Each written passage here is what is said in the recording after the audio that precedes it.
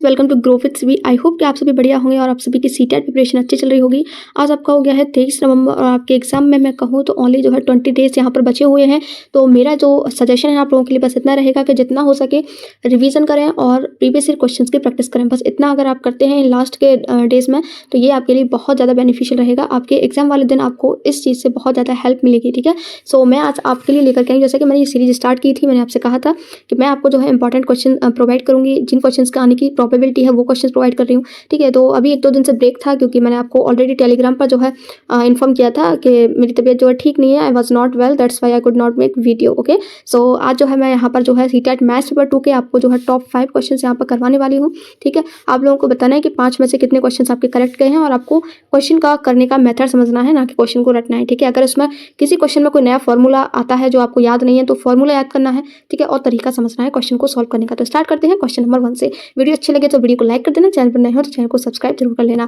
Question number 1 क्या कह रहा है, जब 4 अंकों की न्यूनतम संख्या में से एक को घटाते हैं तब हमें क्या प्राप्त होता है। तो यहाँ पर हमसे कहा जा रहा है कि 4 अंकों की जो मिनिमम नंबर होती है ना, सबसे छोटी सी संख्या होती है ना, उसमें से हमें एक घटाना है। ठीक है, तो यहाँ पर देखिए मैं आपको कुछ बता रही हूँ कि कैसे आपको याद रखना है। बहुत से लोग यहाँ पर उनको पता ही नहीं होता है कि 4 अंकों की सबसे छोटी संख्या कौन सी होती है, 4 अंकों की सबसे बड़ी संख्या कौन सी होती है। तो देखिए मैं यहाँ पर आपको एक ट्रिक बता देती हूँ। जब भी आपसे ये कहा जाए ना कि सबसे न्यूनतम संख्या 3 अंकों की, 4 अंकों की, 2 अंकों की, तो आप हमेशा याद रख लेना कि एक के पीछे उतने ही जीरो लगा देना। आपसे कितने अंकों की पूछी है, 4 अंकों की, तो 1 2 3। ठीक है, तो कितने अंकों की हो गई, 1 अंक 2 3 4। ठीक है, तो 1000 आपकी क्या है, 4 अंकों की सबसे छोटी सबसे न्यूनतम संख्या होती है। हमसे क्या कहा जा रहा है, इसमें से एक को घटाना है। तो 1000 में से एक घटाओगे तो क्या आ जाएगा, 999।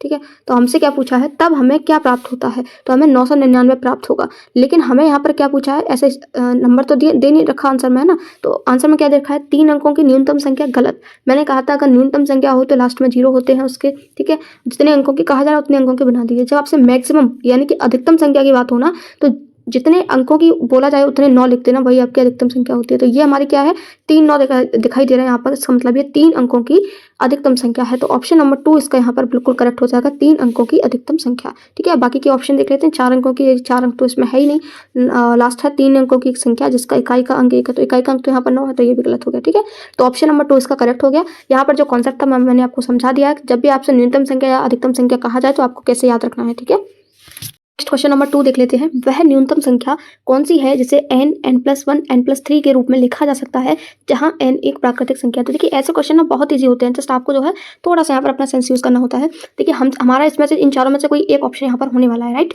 सो हमें देखिए यहाँ पर क्या कहा गया कि यहाँ पर जो n है ना वो क्या है, एक प्राकृत संख्या यानी कि एक नेचुरल नंबर है, एक प्राकृतिक संख्या है।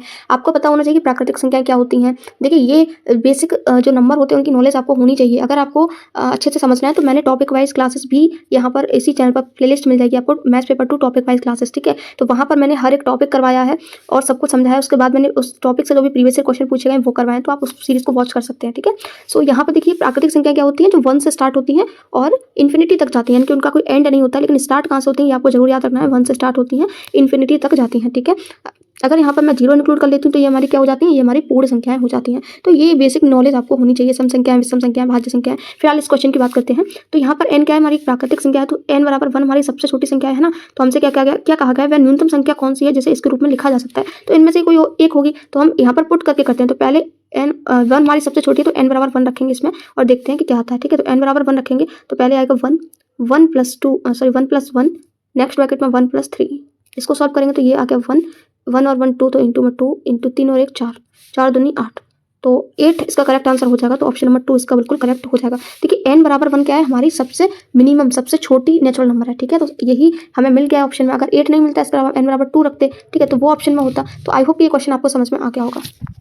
नेक्स्ट देखते हैं क्वेश्चन नंबर 3। देखिए जो भी क्वेश्चंस करवा रही हूँ वो सारे क्वेश्चंस आपके प्रीवियस ईयर में ऑलरेडी आ चुके हैं। ठीक है, और ऐसे ही क्वेश्चन आपको आपके एग्जाम में देखने को मिलेंगे। आप ये ना सोचे कि कुछ नया आपको देखने को मिलेगा। ठीक है, जितना ज़्यादा प्रीवियस क्वेश्चन की प्रैक्टिस करके जाओगे उतना ज़्यादा हेल्पफुल आपके लिए रहने वाला है। सो यहाँ पर देखते हैं क्वेश्चन, इस क्वेश्चन को कैसे डील करना है। तो बहुत देखिए ये क्वेश्चन, इसमें कुछ नया आपको नहीं करना होता है। जो क्वेश्चन में कहा जा रहा है बिल्कुल वही करिए, आपका आंसर आपके सामने होगा। ठीक है, तो देखते हैं क्वेश्चन। यदि हम किसी भिन्न को स्वयं उसी से गुणा करें, तो कोई भिन्न मैंने मान लिया यहाँ पर क्या है, x/y। देखिए भिन्न किस रूप में होती है, फ्रैक्शन क्या होती है, 1/2 1/3, यानी कि अपॉन के रूप में होती है, हमारी फ्रैक्शन होती है। तो मैंने यहाँ भिन्न मान ली, हमारी जो भिन्न है वो क्या है, x/y है। ठीक है, अब आगे क्या कहा जा रहा है, किसी भिन्न को स्वयं उसी से गुणा करना है, तो इस भिन्न को जो हमने मानी थी उसको उसी से गुणा करना है, तो x अपन वाई को x अपन वाई से मल्टीप्लाई करेंगे तो हमें क्या मिल जाएगा एक्स स्क्वायर अपन नीचे क्या मिल जाएगा वाई स्क्वायर, तथा इस प्रकार प्राप्त गुणनफल को, तो ये जब हमें गुणनफल प्राप्त हुआ है इसको क्या करना है, इसको उसके व्युत्क्रम से भाग दें। तो ये संख्या क्या है x अपन वाई, इसका व्युत्क्रम क्या होगा मतलब इसका उल्टा, तो x अपन वाई है तो y अपन x इसका उल्टा हो जाएगा, इससे हमें इसको डिवाइड करना है तो x अपन वाई, ठीक है, तो मल्टीप्लाई कर देते हैं तो क्या हो जाएगा आपका सॉरी y अपॉन एक्स, व्युत्क्रम क्या होगा y अपॉन एक्स, ठीक है, मल्टीप्लाई करेंगे तो ऊपर आ जाएगा x क्यू, नीचे आपका आ जाएगा y क्यू, ठीक है, भाग दें तो हमें ये प्राप्त होता है, तो क्या प्राप्त होता है 18 से ही 26/27। आप कुछ नहीं करना, बस इसको सॉल्व कर लीजिए। इसको मैंने कई बार बताया कैसे सॉल्व करते हैं, इसका इस पर मल्टीप्लाई करेंगे तो 18 और 27 का मल्टीप्लाई करेंगे, 18 सत्ते आपका 126, 6 आ गया, और फिर आपका हो गया 18 दूनी 36, 36 2 38, 38 10 48, ये आपका हो गया 486, फिर 486 फिर ऊपर वाली संख्या को इसमें जोड़ते हैं, तो 486 में 26 जोड़ेंगे तो कितना आ जाएगा, ये आपका आ जाएगा 512, ठीक है, तो ऊपर हो जाएगा 512, नीचे आपका रहेगा 27, जो यहाँ पर रहता है वो यहीं पर लिखा जाता है, ठीक है, तो एक्स क्यू अपन वाई क्यू क्या आ गया 512/27, इसका क्यूब रूट निकाल लेते हैं, तो ये देखिए यहाँ पर हम क्यूब रूट निकालेंगे तो यहाँ हो जाएगा आपका x अपन वाई, और इन दोनों का क्यूब रूट निकालेंगे तो 512/27, तो 512 कितने का क्यूब होता है 8 का क्यूब होता है, और 27 कितने का क्यूब होता है 3 का क्यूब होता है, ठीक है, तो x अपन वाई कितना आ जाएगा 8/3, x अपन वाई कितना आ गया हमारा 8/3। लेकिन आप सोच रहे होंगे यहाँ पर तो कोई ऑप्शन है नहीं, तो हमें यहाँ पर जो ऑप्शन है वो मिश्रित भिन्न के रूप में दे रखा है, तो अभी हम क्या करेंगे 3 से डिवाइड करेंगे, 8 में 3 एकम 3, सॉरी 3 दूनी 6, 6 बार चला जाएगा, 8 में 6 गया, तो इसको हम लिख सकते हैं 2 से ही 2/3, या तो ये लिखो या ये लिखो, बात एक ही है, बट आपके में ऐसा ऑप्शन मैच करने के लिए हमने जो है इसको कन्वर्ट किया है, तो ऑप्शन नंबर 1 इसका करेक्ट हो जाएगा 2 से ही 2/3। तो मोस्टली इस वीडियो में मैंने वो सारे क्वेश्चन इंक्लूड किए हैं जो फ्रैक्शन यानी भिन्न से पूछे गए थे, ठीक है, एक क्वेश्चन है जो सिलेंडर बेलन से पूछा गया है, उसको लास्ट में देखेंगे, लास्ट क्वेश्चन नंबर 5, ठीक है। अभी क्वेश्चन नंबर 4 देखते हैं, यदि 2 सही 1/4 और 1 सही 2/3 के अंतर के 4/3 को 2 सही 1/3 और 1 सही 2/7 के अंतर के 1/2 में जोड़ा जाए तो क्या परिणाम प्राप्त होगा। तो बहुत से लोग तो इस क्वेश्चन को पढ़कर ही छोड़ देंगे, लेकिन मैं आपसे कहूँगी कि इस क्वेश्चन जैसा ईजी क्वेश्चन आपको कहीं नहीं मिल सकता है। देखिए आपको कुछ एक्स्ट्रा करना ही नहीं है, इसमें जो कहा जा रहा है सिर्फ उसको करिए, जोड़ना है, घटाना है, गुणा भाग करना है, और कुछ नहीं है इस क्वेश्चन में, ठीक है। और ये मिश्रित भिन्न, ये सारी जो फॉर्मेट है ना भिन्न का, फ्रैक्शन का, वो सभी आपका मिश्रित भिन्न के रूप में दे रखा है। इसको चेंज कैसे करते हैं अभी लास्ट क्वेश्चन में मैंने आपको बताया था, तो हम कुछ नहीं करेंगे इसमें। देखिए अगर ऐसा क्वेश्चन आपके सामने आए तो इसको स्टेप बाय स्टेप सॉल्व करना है, जैसे पहले इन दोनों को सॉल्व करो, फिर आगे जो कहते जा रहे हैं ना बस वो करते जाओ। तो पहले देखते हैं क्या कह रहा है, यदि 2 सही 1/4 और 1 सही 2/3 के अंतर मतलब इन दोनों को माइनस करना है, तो पहले तो इसको सॉल्व कर लेते हैं।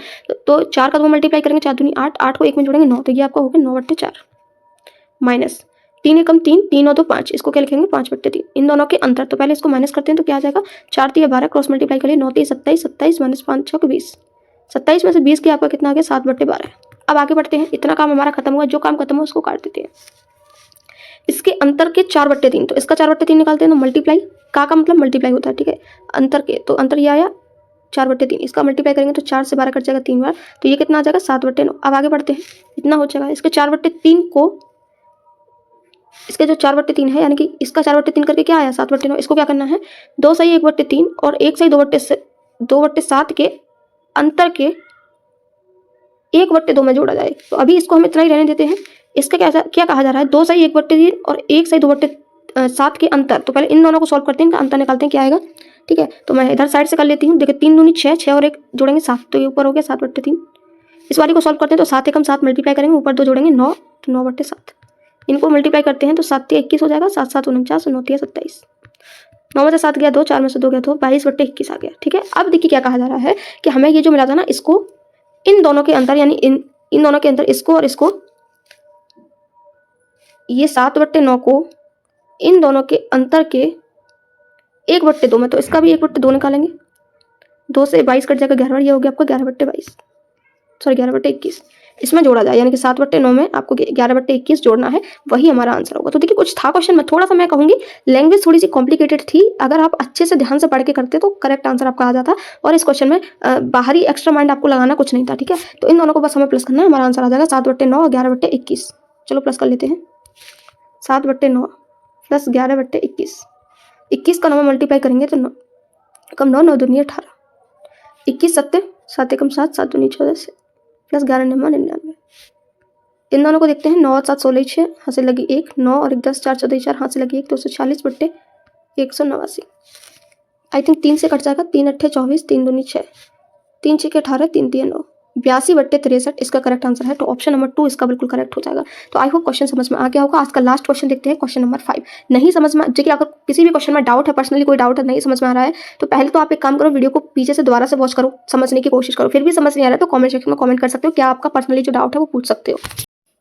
और इसका लास्ट क्वेश्चन नंबर 5 देख लेते हैं। किसी लंबवृत्तीय बेलन का वक्र पृष्ठीय क्षेत्रफल उसके कुल पृष्ठीय क्षेत्रफल का 1/3 है। देखिए ऐसे क्वेश्चन देखो आपको डरना नहीं है, बहुत ईजी होते हैं ये क्वेश्चन। मैं आपसे इतना कहूंगी कि इनके जो फॉर्मूलेज होते हैं अगर वो आपको याद है ना तो इन क्वेश्चन को करना बहुत ईजी होता है। ठीक है, देखिए यहाँ पर बेलन का जो फॉर्मूले होते हैं, बेलन का क्षेत्रफल, बेलन का आयतन, ठीक है, बाकी आपका आयत का क्षेत्रफल क्या होता है, आयत का परिमाप, वर्ग का परिमाप, वर्ग का क्षेत्रफल, चतुर्भुज का, समचतुर्भुज का, समांतर चतुर्भुज का, ये कुछ बेसिक फॉर्मूले हैं जो आपको पता अगर होते हैं तो ये क्वेश्चन आपके लिए बहुत ईजी हो जाते हैं। और इन सभी से जो मैंने अभी नाम लिए, इन सभी से क्वेश्चन पूछे जाते हैं, इसलिए इनके फॉर्मूले अभी याद कर लो। ठीक है, सो अभी यहाँ पर क्वेश्चन में क्या दे रखा है वो देखते हैं। किसी लंबवृत्तीय बेलन का वक्र पृष्ठीय क्षेत्रफल उसके कुल पृष्ठीय क्षेत्रफल का 1/3 जो कहा गया उस पर काम करते हैं। तो बेलन के जो वक्र पृष्ठीय क्षेत्रफल होता है उसका फॉर्मूला होता है 2πr/h।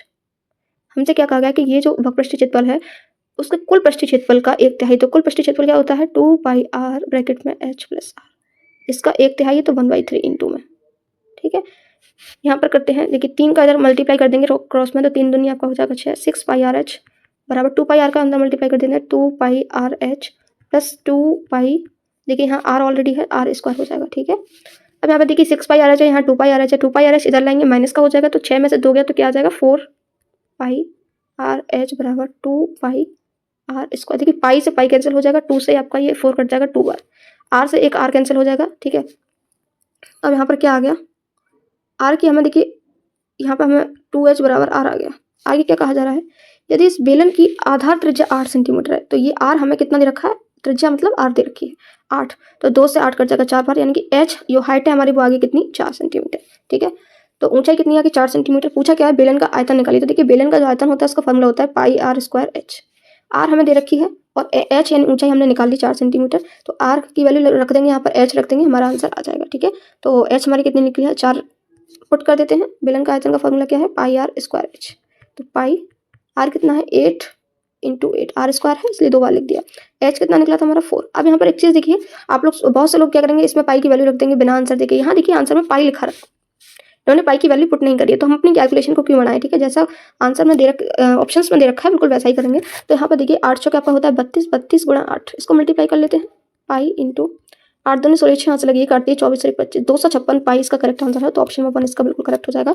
तो ये थे आज के सारे क्वेश्चन। अगर देखिए आपको अभी भी किसी क्वेश्चन में कोई डाउट है, कोई क्वेश्चन समझ में नहीं आ रहा है तो नीचे कमेंट सेक्शन में कमेंट कर सकते हैं। कोई और हेल्प चाहिए तो बता सकते हो, टेलीग्राम पर जुड़ सकते हो, वहाँ पर क्वेरी अपनी पूछ सकते हो। Thank you so much for watching this video.